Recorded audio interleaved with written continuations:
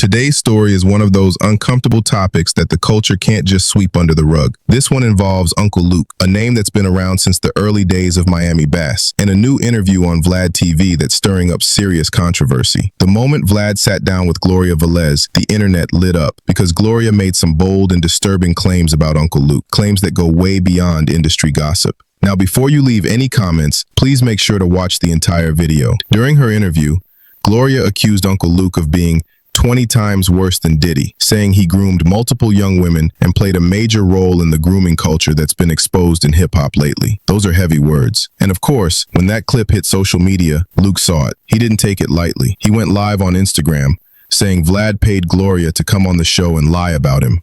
What you think about somebody on Vlad TV? I don't listen to nothing nobody on Vlad TV got to say. I don't like Vlad TV. Don't care about Vlad TV. It's a white boy. All he does is pay off broke rappers and money to lie about people who are successful. He never goes and get no white boys and put them on his show. Typical white boy. I want to say another word, but I ain't gonna say that. Profiting off of black people by having people lie about people on there.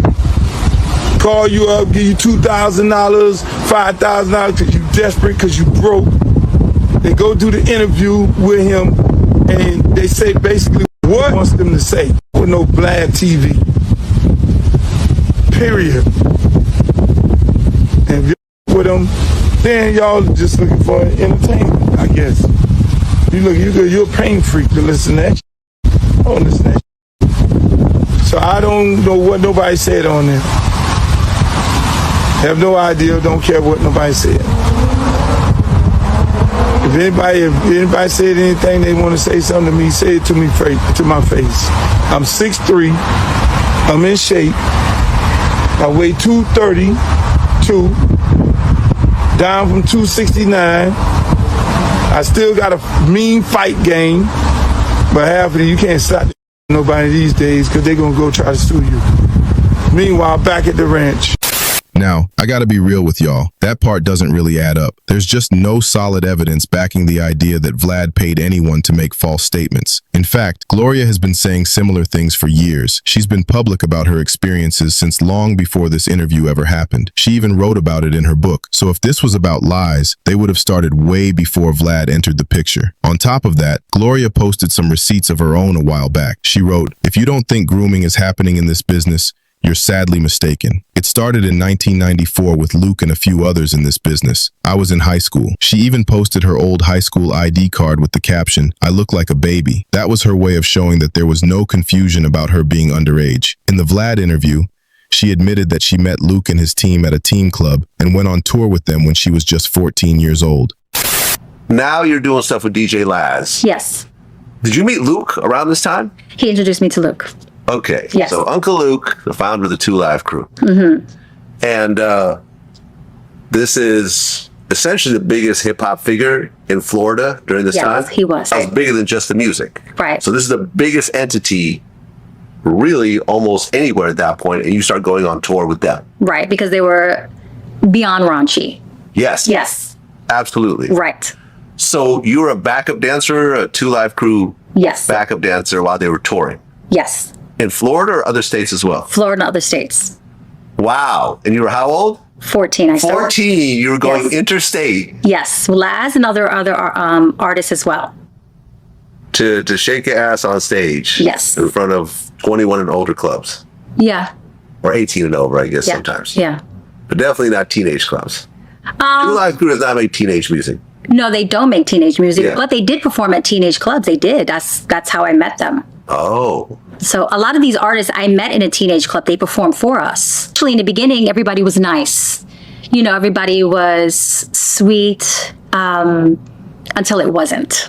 Now here's where things take a much darker turn. According to Gloria, her time on that tour was not what it appeared to be. She says there were several serious incidents involving members of the entourage, moments that left her feeling powerless and silenced, and that Uncle Luke allegedly stepped in, not to protect her, but to make sure the situation didn't reach the public. She even described one event involving a well-known NFL player that, according to her, crossed every possible boundary. Gloria claims that when she tried to speak up, she was pressured to stay quiet and compensated to keep things under wraps.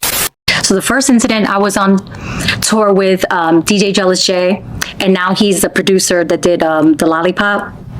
Okay. So he was very respectful. He always looked out for me. I was 14, and he made sure that I was good, like nobody harassed me. So we went down to the Keys, the Florida Keys. He had a show, and Luke, everybody was performing. It was a big show. And Luke had a party, the after party, and we all went, I had boys protect me and watch over me.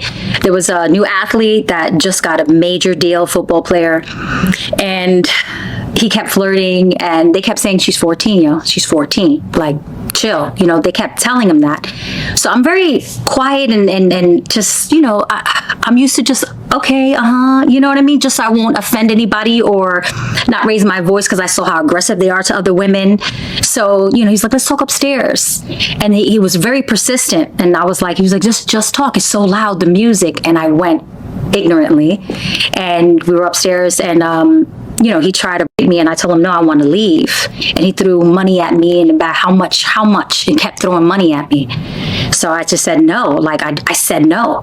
And we went back and forth, and he just jumped on me. He's a football player. He was big, and I just started screaming, even though there was so much noise, like so much music. But thank God my peoples heard me, and then they bust in, and they started, she's underage. What are you doing? And he acted like he didn't care, like he was above the law, that he was famous and rich. And they called me many a times when I got home, like, how much do you need to be quiet? I said, but nothing happened. He goes, yeah, but something did happen. But even though it didn't go all the way. But I didn't take any money. And I just said, I'll be silent. I won't say anything. Well, Luke was one of those people that called you? Yes. Okay. How much did they offer you? A lot of money. Because he just got a major deal, a football contract. Later on, I saw him a few times. I didn't say anything. And then as I got older, like in my late 20s, he apologized. I never saw that he ever raped anybody. He did well in his career, very, very well. He tried to even flirt. I was like, that's not going to happen. I thought that was weird.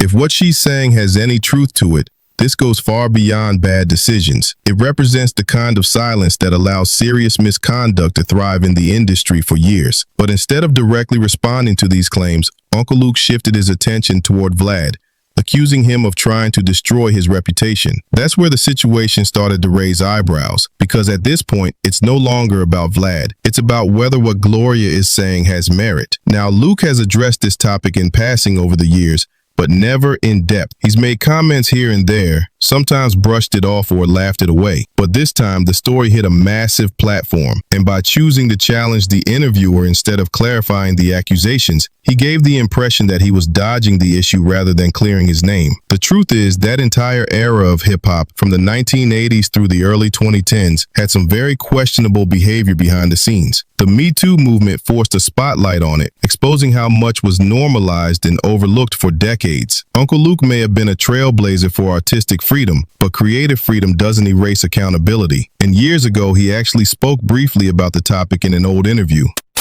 I just learned what the grooming mean. I don't even know what the grooming mean. Grooming. Fuck is grooming? They had to explain that to me. Y'all got the right one. I don't have no problem going to court. I'm not Russell Simmons. I'm not them other people.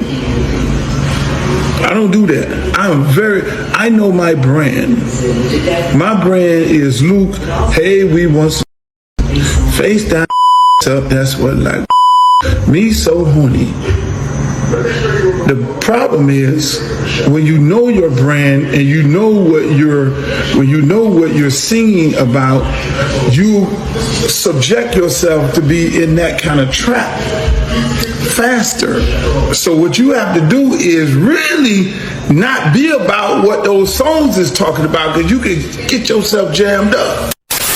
In that clip, Luke's defense was basically, hey, I know I was rapping about some freak stuff. I know my brand is freak nasty, but I'm not really about that. But here's the thing, that brand wasn't just lyrics, it was a lifestyle. The concerts, the shows, the behind-the-scenes footage, it all reflected the same wild energy that his music promoted. So it's hard to completely separate the man from the message. Even if he personally didn't do the things Gloria described, it doesn't change the fact that someone that young should never have been part of that kind of adult environment. That's where responsibility comes in. Even worse, it's been reported that one of Luke's DJs was involved with Gloria when she was still underage. That's documented. So how could anyone claim they didn't know? Having a head dancer in charge doesn't fix that or make it okay. Gloria wasn't of age. She wasn't even in high school yet. The fact that she was there in the first place is the real issue. It's not just about whether Luke touched her or not. It's about what kind of environment she was put in and how that was allowed to happen. That's why this story hits different. It's not just about Luke versus Vlad. It's about accountability, protection, and the ugly truth about what went on during a time when no one was watching. And now, years later, the truth is resurfacing, and it's forcing a lot of people to look back at the so-called golden era of hip-hop through a different lens. Here's my take. If even part of what Gloria said is true, that's sickening. And if Luke is innocent, he needs to come forward and prove it, not hide behind anger or deflection. Because when someone avoids addressing serious accusations and instead attacks the platform that gave them attention, it doesn't clear their name. It raises more questions. The bottom line is hip-hop has to stop protecting people just because they made classic records. You can be a legend and still have done something wrong. You can influence a generation and still owe people accountability. We can't keep separating the art from the actions when the actions destroyed lives. It's time the industry starts facing its past head on, without excuses. So I want to know what y'all think. After hearing these details, do you believe Uncle Luke's side of the story? Or do you think he's deflecting from the real issue? And bigger question, do you think we as fans should start holding these old school artists accountable for what went down in that era? Let me know what you think in the comments.